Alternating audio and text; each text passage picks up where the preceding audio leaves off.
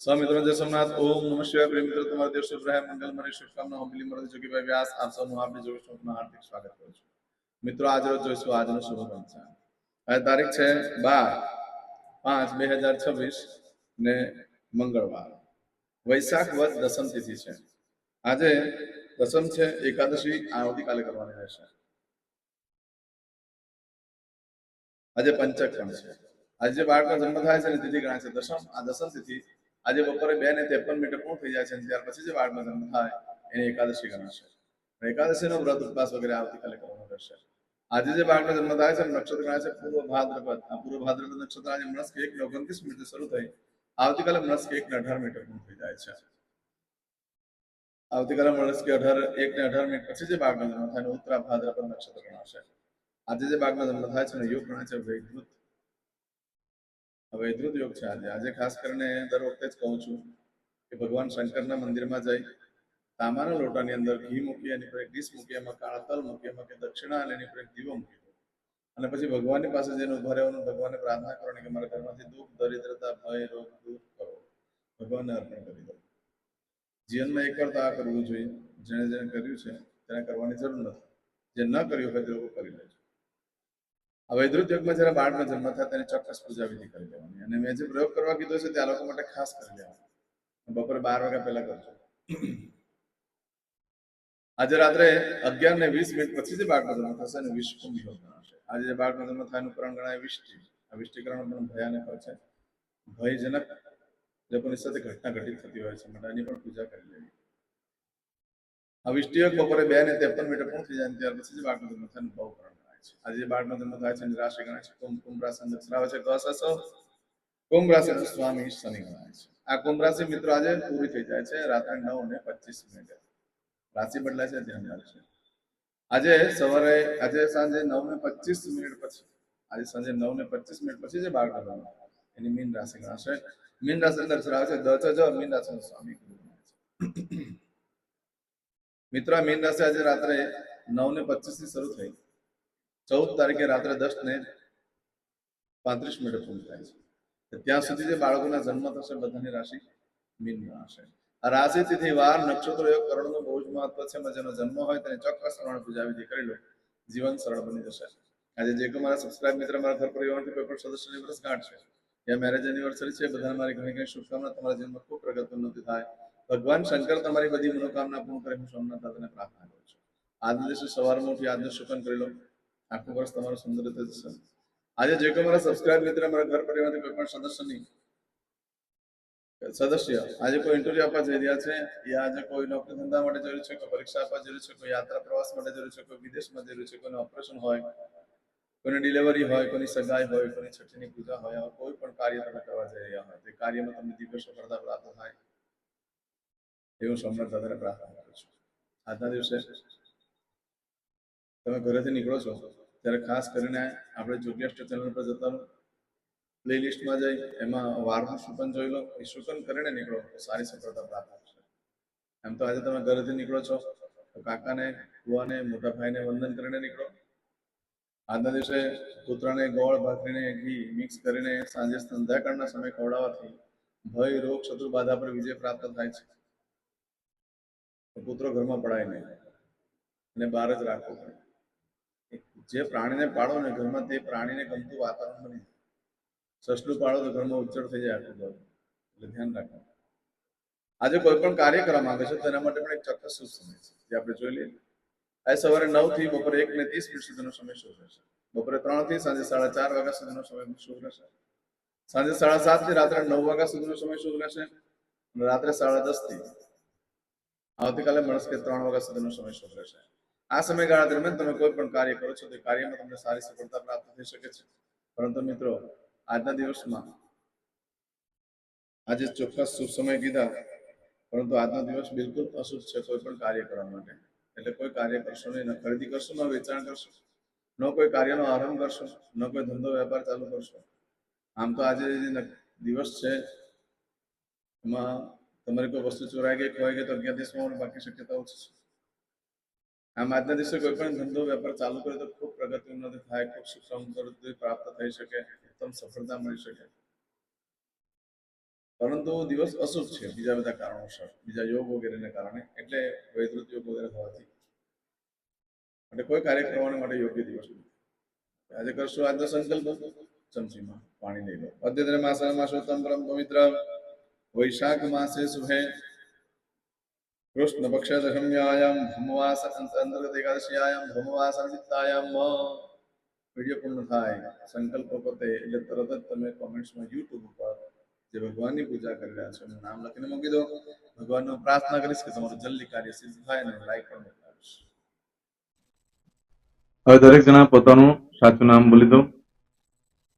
તમારું ગોત્ર ખબર હોય તો ગોત્ર બોલી દેવાનું.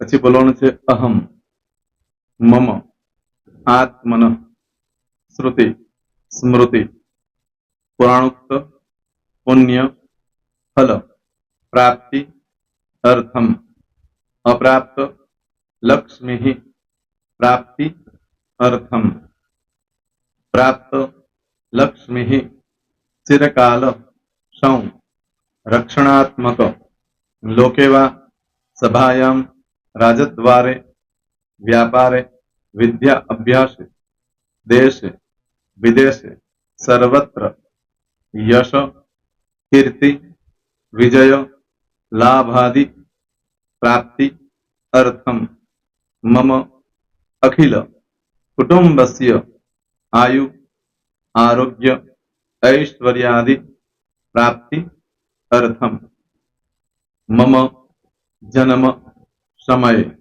तथा च विप्र, वृंदानां, जन्म, समय, जन्म, कुंडली, मध्ये, स्थित, ग्रहः, गोचर, ग्रहः, महादशा, अंतर्दशा, प्रत्यंतर्दशा, तथा च योग, युति, दृष्टि, मध्ये, शुभ फल, प्राप्ति, अर्थम, भय, रोग, शत्रु, बाधा, दोष, मारण, तारण, मंत्र, तंत्र, अरिष्ट, दोष, पीड़ा, निवृत्ति, अर्थम, भूत, प्रेत, पिशाचादि द्वारा रचित अरिष्ट दोष निवृत्ति अर्थम मम सकल मनवांछित फल. હવે તમારા મનમાં જે કઈ ઈચ્છા હોય તે બોલી જવાનું.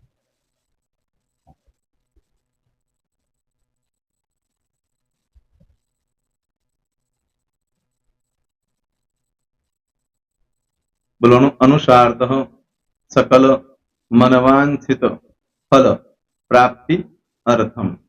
હવે જે બરકતની પૂજા વાળા છે એ લોકો તો આ બધું બોલવાનું જ હોય છે, એ લોકો માટે કોઈ સ્પેશિયલ નથી. પણ જે લોકોએ હવે જે કહું છું તે લોકોએ જ બોલવાનું, જેના લગ્ન થઈ ગયા હોય એ લોકોએ બોલવાનું છે.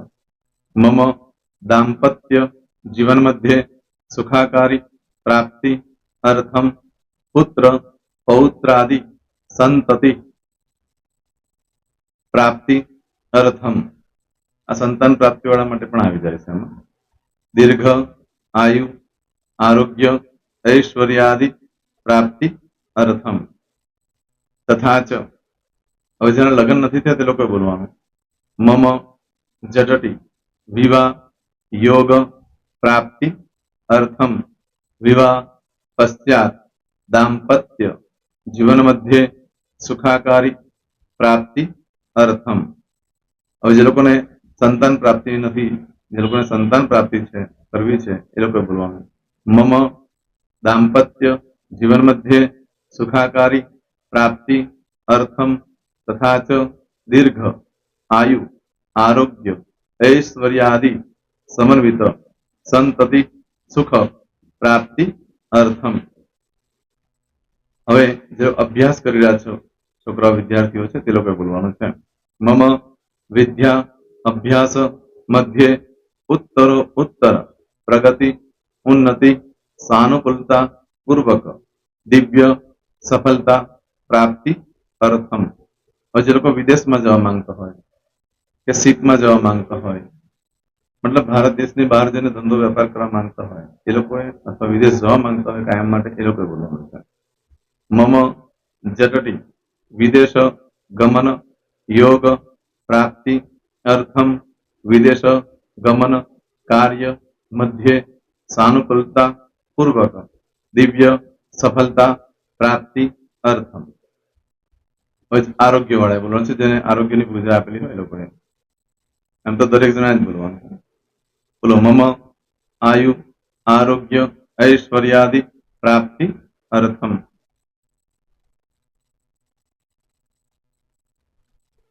હવે દરેક જણા બોલવાનું. સકલ મનવાંછિત ફલ પ્રાપ્તિ અર્થમ અદ્ય દિને પ્રધાન દેવતાનામ નિત્ય દિન અનુસાર્ધ પૂજન અર્ચન કર્મણિ અહમ કરીશ્યે. પાણીવાળી થાળીમાં પાણી મૂકી દેવાનું છે. હવે તમારી બધી પૂજા જે મેં આપેલી છે એ પૂજા થઈ જાય અથવા તો તમે રોજ પૂજા કરતા છો મારી પાસેથી નથી લઈ ગયા એ પૂજા થઈ જાય પછી ફરી પાછી ચમચીમાં પાણી લેવાનું. અહીંયા વિડીયોને સ્ટોપ કરી દેવાનું. પૂજા પતે એટલે પાછું આગળનું કરવાનું છે. અહીંયા વિડીયો સ્ટોપ કરી દેવાનો અને પૂજા પતે એટલે બોલવાનું છે વિષ્ણવે વિષ્ણવે વિષ્ણવે નમો નમઃ વિષ્ણુ સ્મરણા સર્વમ પરિપૂર્ણ અસ્તુ. એતાની ગંધ પુષ્પ ધૂપ દીપ નૈવેદ્ય તાંબૂલ દક્ષિણા પ્રદક્ષિણા સહિત પ્રણુ મમ સકલ મનવાંછિત ફલ પ્રાપ્તિ અર્થમ પૂજન અર્ચન પ્રિયદાન નમમ. પાણી મૂકી દેવાનું પાછું પાણી લેવાનું. પૂજન અર્ચન બ્રહ્માર્પમસ્તુ. નીચે જમીન પર પાણી મૂકવું. એમાં આંગળી ઘસી કપાળમાં તિલક કરી દો. કપાળમાં જમીન પર પાણી મૂક્યું છે એમાં. ત્યાર પછી ભગવાનને કહેવાનું કે હે પ્રભુ આજે પૂજા કરતા કોઈ પણ પ્રકારની ભૂલચૂક થઈ ગઈ હોય તો અમને ક્ષમા કરજો. અમે તમારા બાળક છીએ. પ્રભુ તમારો ખૂબ આભાર માનું છું. આજે મારી પાસે તમારી પૂજા કરાવી મારી મનોકામના પૂર્ણ કરી. પ્રાર્થના કરી દો. જગ્યા પરથી ઉભા થઈ શ્રીરામ ભગવાનને પાણી ચડાવી દો અને નિત્ય કર્મ જે કરતા હોય તે કરો. જય શ્રી. તમારો દિવસ શુભ રહે. તમે અને તમારો પરિવાર સુખી રહે, સંપન્ન રહે, સુરક્ષિત રહે એ ભગવાન સોમનાથ દાદાને પ્રાર્થના. તો મિત્રો તમે મારા વિડીયોને લાઈક ના આપી હોય તો સૌથી પહેલા લાઈક આપી દો અને ત્યાર પછી જો તમે મારી આ ચેનલ સબસ્ક્રાઇબ ન કરી હોય તો સૌથી પહેલા સબસ્ક્રાઇબ કરી લો અને બેલ આઇકોન ઓલ પર ક્લિક કરવાનું ભૂલશો નહીં જેથી કરીને સૌથી પહેલા નવી વિડીયો જે કંઈ મૂકું એ તમને મળે. મિત્રો કંઈ પણ મૂંઝવણ હોય તો મને આ નંબર પર તમે ફોન કરીને પૂછી શકો છો. મારો મોબાઈલ નંબર છે 9825546459. મિત્રો કોમેન્ટ્સમાં જય સોમનાથ લખવાનું ભૂલશો નહીં. ફરી પાછા નવા વિડીયો સાથે મળીએ. ત્યાં સુધી સૌને જય સોમનાથ.